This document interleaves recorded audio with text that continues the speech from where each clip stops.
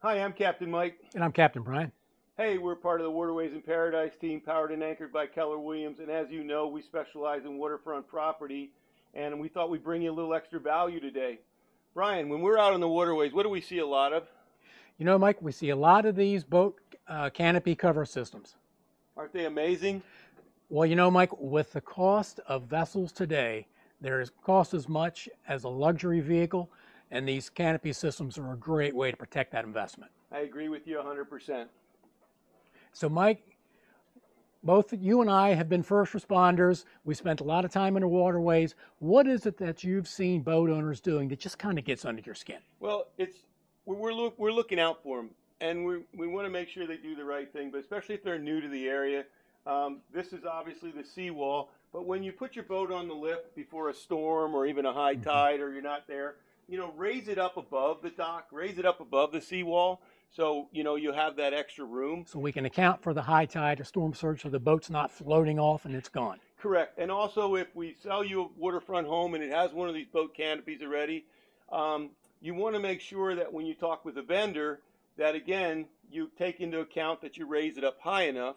But when you have your boat on, because of the vertical height, you still want to make sure you have enough room to come up and stay under the canopy. Right. Okay, because the vendors can adjust these up and down, and I think that's really a big deal. Okay. Now, Mike, let's say there's a storm coming and somebody's got one of these systems. What do you recommend? How do they prepare for that? Okay, as far as the boat covers go, the framing themselves is good to 125 mile an hour winds, plus.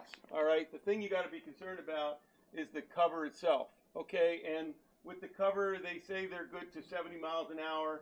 I always lean on the side of caution, and if once it gets to close to 60 miles an hour, I'm just going to have, take mine down.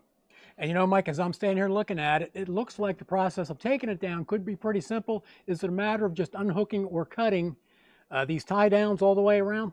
That is correct. That's how easy it is to take them down. Okay, and then once you've cut these tie downs down, you're going to take the cover, take it, secure it in a safe place, and I'm going to guess you want to have another supply of these tie downs ahead of time so you're not waiting trying to get them to put it back up. Correct. If you own one of these boat canopies, you don't have an extra bag of tie downs, go, talk to your vendor now, go online, but definitely you want to have an extra bag of those, because when a storm comes and everybody wants to put them back up, they become a premium. And Mike, when the cover's going back up, you can always have your vendor come out and put it back up, correct? Absolutely. I recommend that. I mean, they do that, they get it, and it's just, it's the smart thing to do. Might be a little safer. Yeah, and if we get through a year or two without any storms, you probably want to talk to your vendor and see what he recommends, but probably you still want to replace those tie downs at least every 2 years.